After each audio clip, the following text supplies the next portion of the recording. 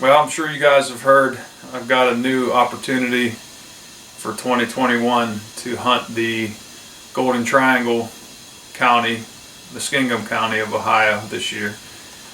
I didn't want to move on to that story yet without closing the chapter on Project 311. Had a great experience there, met some amazing new friends that I'll be friends with for a long time to come, I'm sure.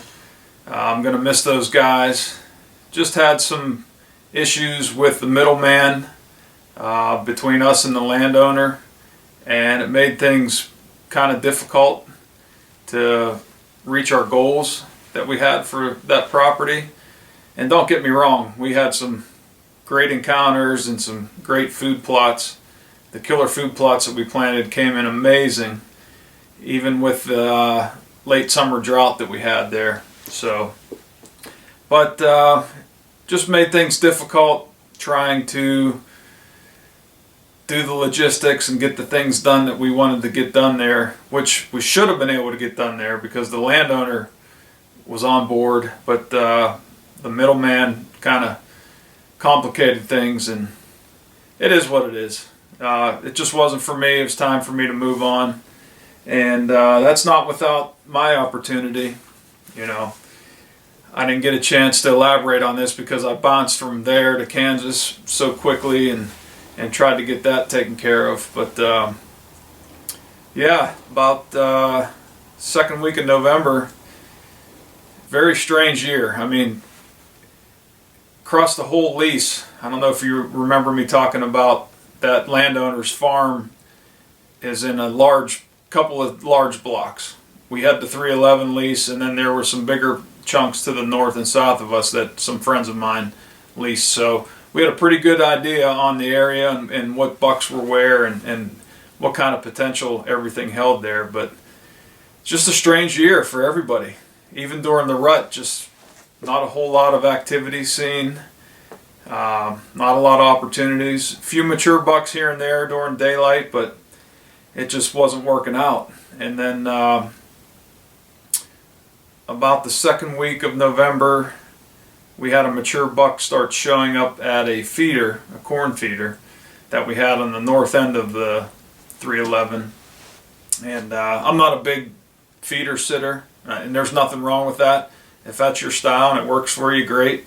I'm just being from PA, we've never been able to bait, so it's not really ingrained in my repertoire for how I like to hunt, but you got to do what the cameras are telling you. So we had a mature buck coming in a couple nights in a row, and very strange. It seemed like he was on like a bed to feed pattern, like it was early or late season. So the week leading up to Kansas, when the conditions were right, I think I sat that stand 3 or 4 days, all day.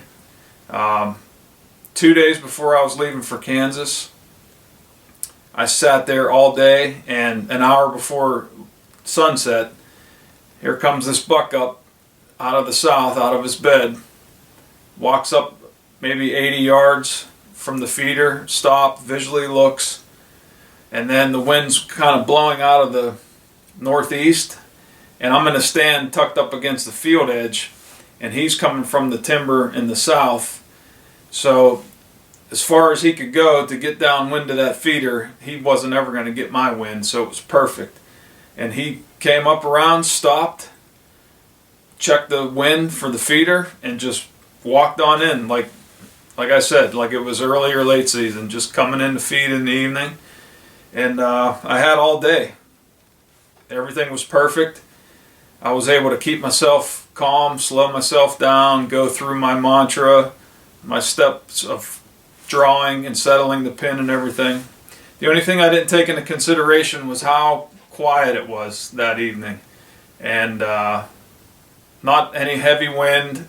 Most of the leaves were down, so there wasn't any leaves blowing anywhere or anything like that. Just dead quiet. And I took my time and put the pin where it needed to be, and when I touched that off, he just dropped like I hadn't seen a deer drop before. I've had do some movements on me, but nothing like that.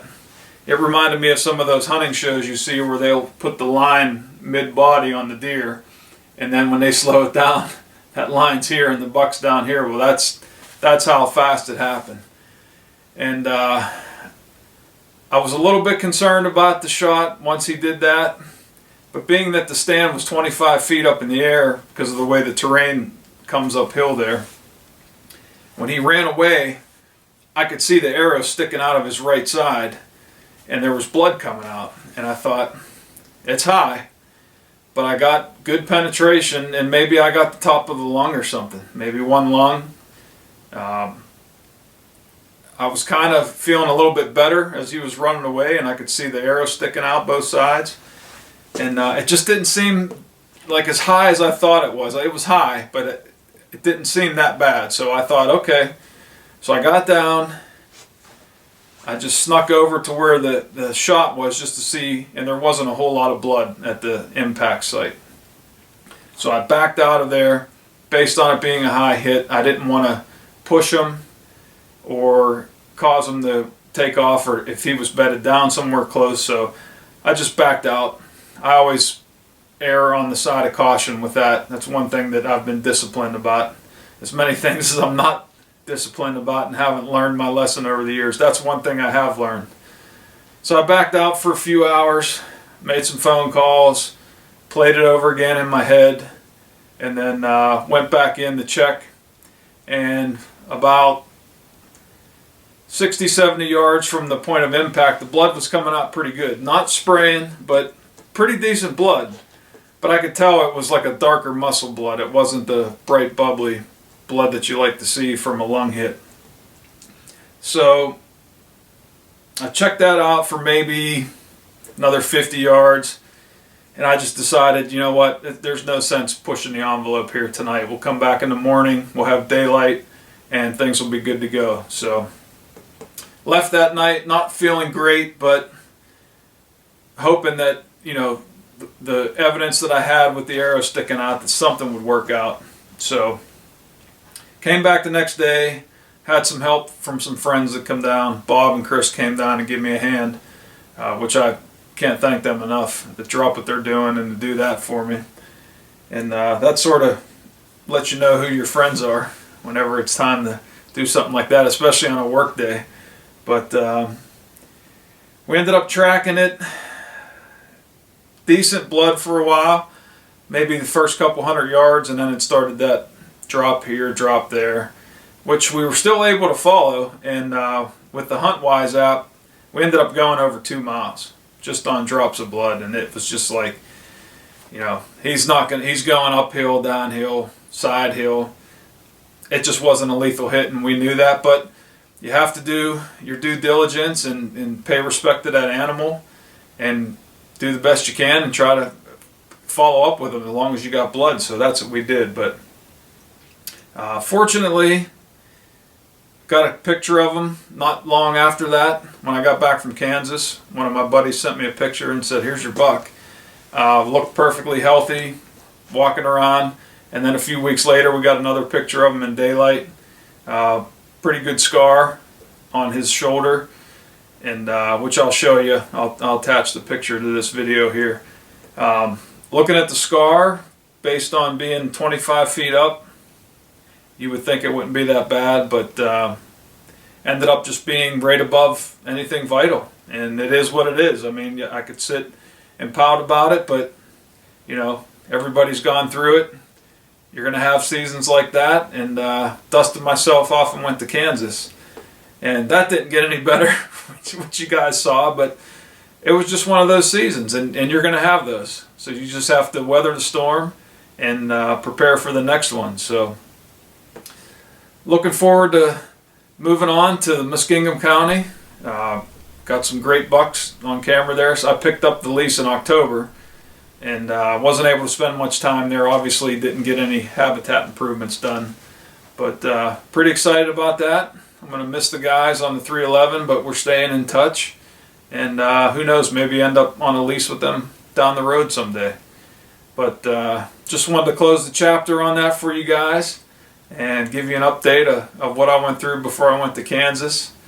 And just already planning and looking forward to another year, and hopefully work harder and reach some of my other goals this season. So thanks for tuning in. Jared and I and Al really appreciate all the support that you guys have given us. Got the Habitat Chat forum going, having some great dialogue on there. Richard Yagi just posted a fantastic chainsaw video I saw on there today.